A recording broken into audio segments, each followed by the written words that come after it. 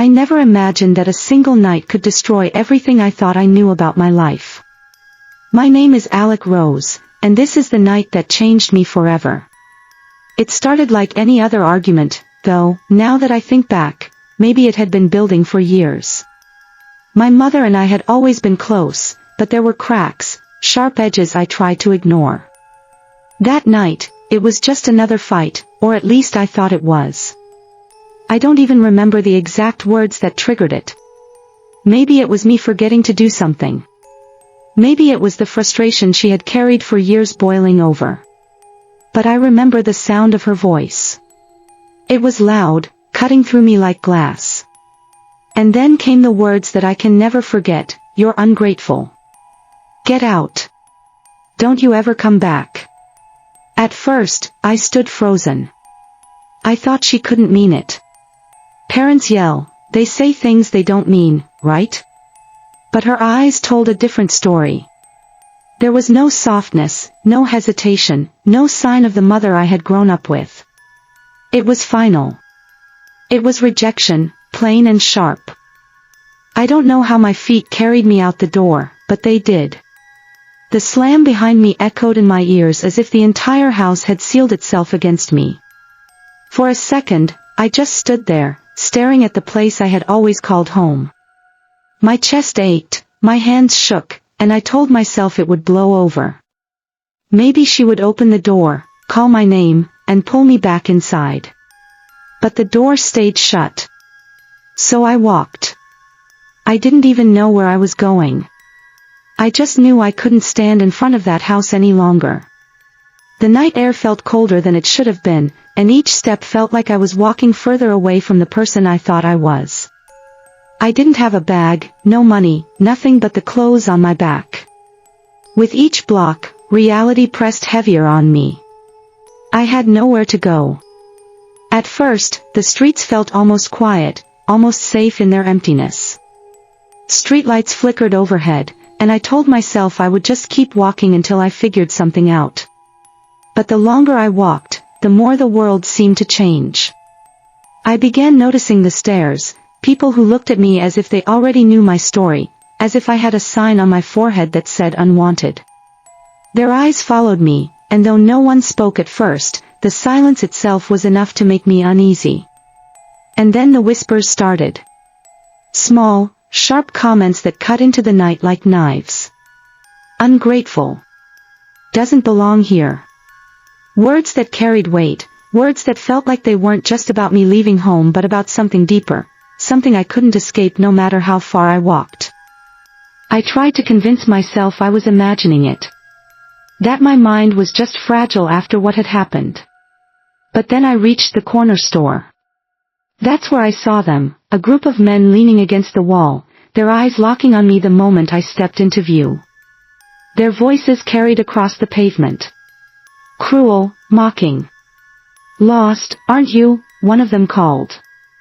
My heart jumped. I kept my head down, pretended I didn't hear, but my pace quickened. My footsteps echoed louder, and with them, so did theirs. They weren't just watching anymore, they were following. The sound of their shoes against the ground became a rhythm I couldn't ignore. Steady. Deliberate.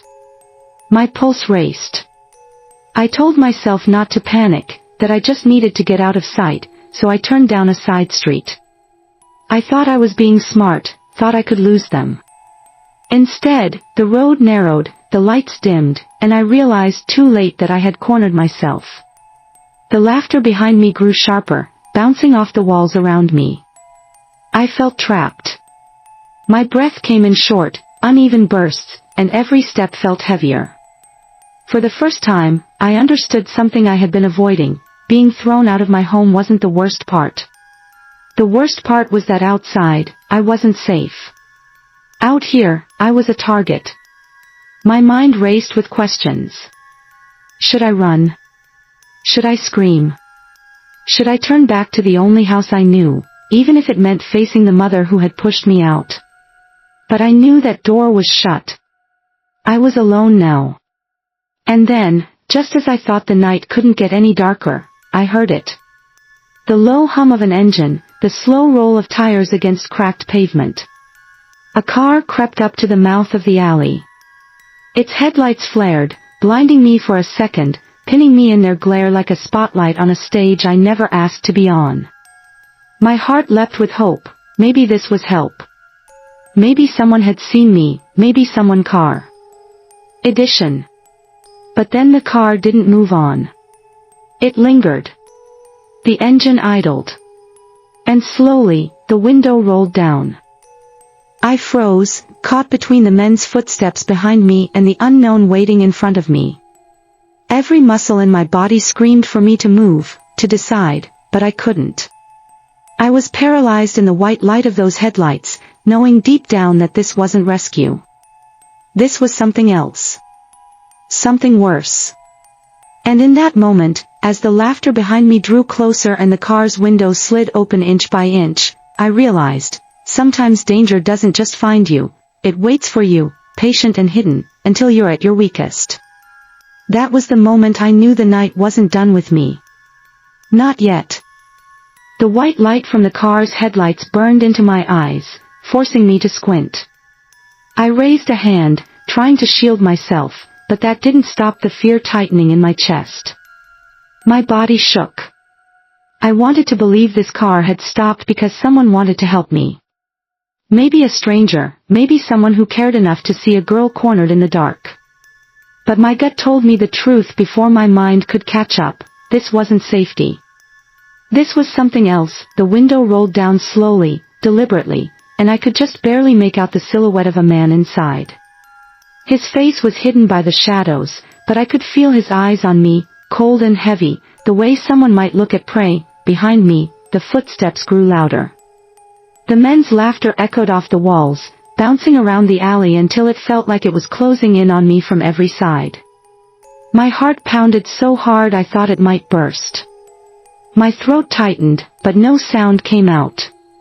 I wanted to scream, to cry, to do anything that might save me, but fear pinned me in place. The car door clicked. That sound alone sent a wave of panic through me. I couldn't stay there. I had to move. My legs finally broke free from the paralysis, and I darted sideways, pressing myself against the wall, trying to stay in the shadows. But the men behind me noticed, and their footsteps quickened. "Where you going, little girl?" one of them jeered, his voice dripping with malice that I didn't answer. I couldn't. My breath came in ragged gasps, and every nerve in my body screamed to run. But where? The alley was closing in, the car blocking the only way out. I felt like a mouse caught in a trap, every escape route sealed before I could even think. The man from the car stepped out. The streetlight above flickered, just enough for me to see his face. There was no kindness there, no hint of rescue. His eyes were dark, hard, and unfeeling. He looked at me the way someone looks at a problem they already know how to solve. That I pressed back against the wall so hard it scraped my shoulders, but I didn't care. My body trembled, my palms slick with sweat. The men were only a few steps away now. Their laughter had stopped. The silence was worse. It meant they weren't playing anymore. For a second, I thought about begging. About saying anything, doing anything, just to make them stop. But something inside me knew it wouldn't matter. They weren't looking for words. They weren't looking for reason. They were looking for power. And I was the easiest target they could find. The car engine still idled, humming low and steady, as if mocking me. The man who had stepped out took one slow step forward, then another, his boots crunching against the gravel. I wanted to run past him, to shove my way back into the street, but I knew he'd grab me before I made it a single step. My chest tightened. My mind raced. I thought of my mother's face, the door slamming shut, her words still echoing, "Get out. Don't you ever come back." Did she know this was the world waiting for me outside? Did she care? The men behind me started closing the gap. I could hear their breathing now, ragged and eager, like hunters who'd already cornered their prey, and then something in me snapped. I don't know if it was adrenaline or instinct, but my legs moved before I even realized what I was doing. I bolted, not toward the car, not toward the men, but sideways, toward a rusted gate half hidden in the shadows that my fingers clawed at the metal, slipping on rust, but I didn't stop. I pulled myself up with a strength I didn't know I had. The men shouted, their voices sharp and angry now, but I didn't look back. I threw myself over the gate, landing hard on the other side. Pain shot through my knees and elbows as I hit the ground, but I pushed myself up and ran, the world blurred. My lungs burned, my legs screamed, but I didn't stop. I didn't dare. Every sound behind me felt like it was chasing me, every shadow felt alive. The streets twisted, unfamiliar, and I had no idea where I was anymore. I just knew I couldn't stop. Finally, when I thought my body was going to collapse, I stumbled into a small park. It was empty, silent except for the rustle of leaves in the cold wind. I collapsed onto a bench, gasping for air, my entire body trembling. My mind raced with questions I couldn't answer. Where could I go now? Who could I trust? I looked around the park, desperate for signs of life, for anyone who might help. But the park was deserted, and the silence felt heavy. For a brief moment, I thought maybe I had escaped. Maybe I was safe, at least for the night, but then a sound shattered the silence, the crunch of footsteps on gravel, slow and deliberate, and my heart leapt into my throat. I froze, every muscle locking tight. I didn't know if it was them again, or someone else entirely. But in that moment, one thing was clear, the night wasn't finished with me. Not yet. The sound of those footsteps froze me in place. They weren't rushed, not like someone out for a jog, and they weren't random either. They were deliberate. Steady. Each crunch of gravel against the ground felt like a countdown, one beat closer to whatever was coming for me. My body stiffened, but my mind screamed, move. Get up. Run. That I pushed myself off the bench, every muscle trembling, my heart hammering so hard it hurt. My eyes darted through the shadows of the park, searching for a way out, but the trees stretched tall and thick, blocking the faint glow of the streetlights beyond. The footsteps grew louder. Hello. I called out before I could stop myself. My voice cracked, thin and desperate, carried weakly into the night. I don't know what I expected, maybe a kind stranger, maybe someone who had seen me collapse and wanted to help. But the silence that followed was worse than an answer. Then I saw him. A figure stepping out far. The shadows near the edge of the trees. He wasn't one of the men from the alley, at least I didn't think so. His build was different, taller, leaner. But that didn't make him safe. Not to me. He stopped a few feet away, just standing there, watching me. I couldn't see his face clearly, but I felt his eyes on me, and that alone sent another wave of fear rolling through my chest. What do you want? I whispered. He didn't answer. He just tilted his head slightly, like he was studying me, weighing something. The silence between us stretched, thick and suffocating, until finally he spoke. His voice was calm, too calm, and that made it worse. You shouldn't be out here alone. The words sent a shiver down my spine. On the surface, they sounded like concern, but the tone felt wrong. It was the kind of voice that didn't ask, it warned. That my body tensed.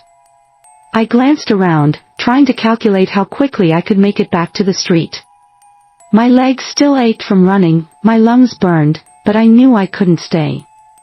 I had to move. I'm fine, I said, forcing strength into my voice that I didn't feel. I don't need help. He stepped closer. Just one step, but it was enough. My chest tightened. My instincts screamed at me, louder now, relentless, go. Run. Don't wait. So I bolted.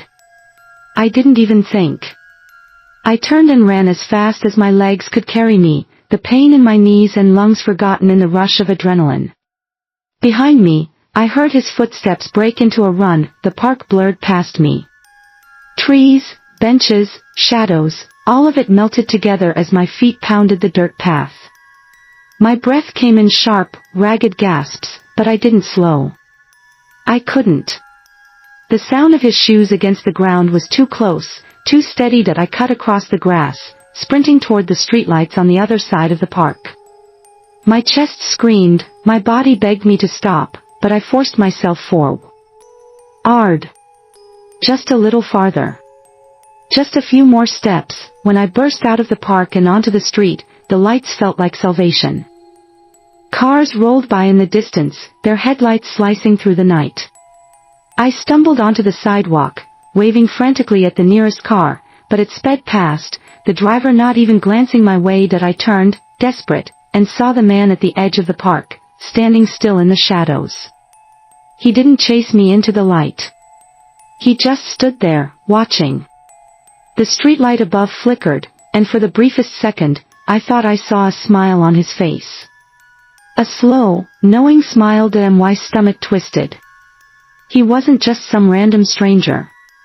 He knew what he was doing. He had let me run, let me feel the false safety of the street. And the way he stood there told me this wasn't over. Not by a long shot that I staggered down the street, trying to put distance between us, but every step felt heavier. My mind was spiraling, panic clawing at my throat. First the men in the alley, now this. It was as if the whole night had been waiting for me to leave home, to push me into its jaws. Finally, I saw it, the dim glow of a gas station up ahead. The buzzing lights, the hum of a soda machine, the faint sound of music playing from inside. It looked ordinary. Normal. But to me, it looked like the only safe place left in the world. That I stumbled inside, the harsh fluorescent light stabbing at my eyes. The man behind the counter looked up, startled by the sight of me, sweat-drenched, shaking, wild-eyed. I wanted to tell him everything, to beg him not to let me leave, but the words caught in my throat. Bathroom? I croaked, my voice barely audible. He pointed down the hall, and I rushed inside, locking the door behind me. I collapsed against the wall, my chest heaving, tears spilling down my cheeks. For the first time since the door slammed behind me at home, I felt the full weight of what had happened. I wasn't just homeless. I wasn't just unwanted. I was prey in a city that didn't care whether I made it through the night. That I pressed my hands to my face, trying to steady my breathing, but one thought wouldn't leave me. What if he followed me here? What if he was waiting outside? And deep down, I already knew. The night wasn't finished with me. Not yet. That I sat there on the cold tile floor, back pressed against the bathroom door, listening to my heartbeat echo in my ears. My hands wouldn't stop shaking no matter how hard I pressed them together. I kept whispering to myself, "It's okay, you're safe now, it's okay," but the words felt empty, because deep down, I didn't believe them. The buzzing of the flickering light above me was the only sound for a long while. Every creak, every hum, every distant thump from the store outside made me flinch. I wanted to stay in that bathroom forever, to never step outside again, but I couldn't. I had nowhere else to go. After what felt like hours, though it was probably only minutes, I forced myself up. I splashed water on my face, wiped the tears away, and stared into the cracked mirror. My reflection didn't look like me anymore. My hair stuck out in every direction, my skin pale, my eyes swollen from crying. I looked like a ghost of the girl I used to be. That I unlocked the door, just a crack, and peeked out. The store looked empty, except for the man at the counter scrolling on his phone. My chest loosened a little. No stranger waiting for me in the aisles. No slow footsteps behind me. Not yet. That I walked out slowly, hugging myself, and went straight to the counter. The man glanced up and raised his eyebrows. "You okay?" he asked, voice casual, like he already knew the answer but didn't want to dig too deep. That I nodded quickly. "Yeah, just tired." He didn't push. He just gave me that look people give when they know you're lying but don't want the responsibility of the truth. That I wanted to buy something, anything, to look less suspicious. My pockets were nearly empty, though. I dug through them, pulling out the crumpled bills I had left. Not enough for a meal. Barely enough for a bottle of water. I bought it anyway, clutching it like it was worth more than gold, but when I turned toward the glass doors, my body froze that he was there, outside, leaning against the edge of the building, just barely in the glow of the neon sign.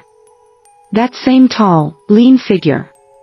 His head tilted slightly, like he'd been waiting for me the whole time. The bottle of water slipped from my hands and rolled across the floor. My chest squeezed tight, and for a second, I couldn't breathe. The clerk frowned. "You all right?" he asked again. That I swallowed hard, forcing words past the lump in my throat.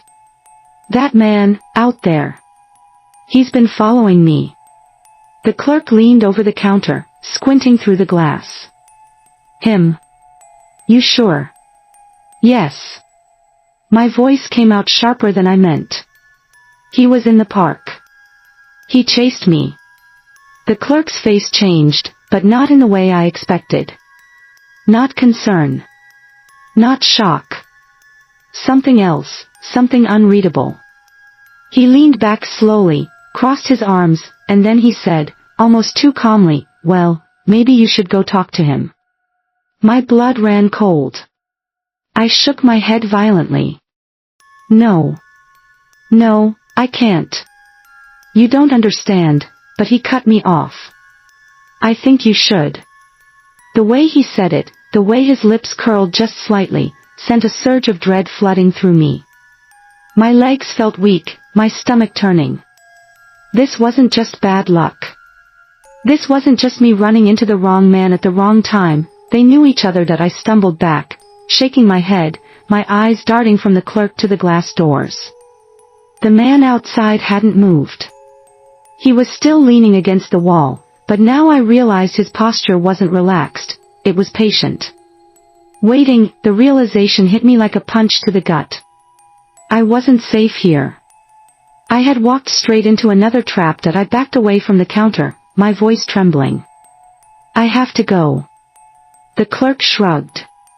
"Suit yourself." My mind raced. I couldn't leave through the front door. Not with him standing right there. I glanced around the store, desperate, and spotted a narrow hallway near the back. Maybe a stockroom. Maybe an exit. That I bolted before the clerk could say anything else, my shoes squeaking against the floor. I heard him call out behind me, his voice carrying that same mocking calm, but I didn't stop. I pushed through the door at the end of the hall and found myself in a cluttered back room filled with boxes and shelves. My hands fumbled, searching, until I found another door. I shoved it open, the night air rushing over me like ice. I was behind the gas station now, the alley dark and narrow, trash bins lining the wall. For a split second, relief washed over me. But then I heard it, the squeak of hinges as the back door opened again. Panic surged, and I ran. My feet pounded the pavement, lungs burning, the sound of footsteps chasing after me once more. I didn't look back. I couldn't. Every part of me was focused on one thing, escape. That I turned down the alley, heart hammering, praying it would lead somewhere, anywhere safe.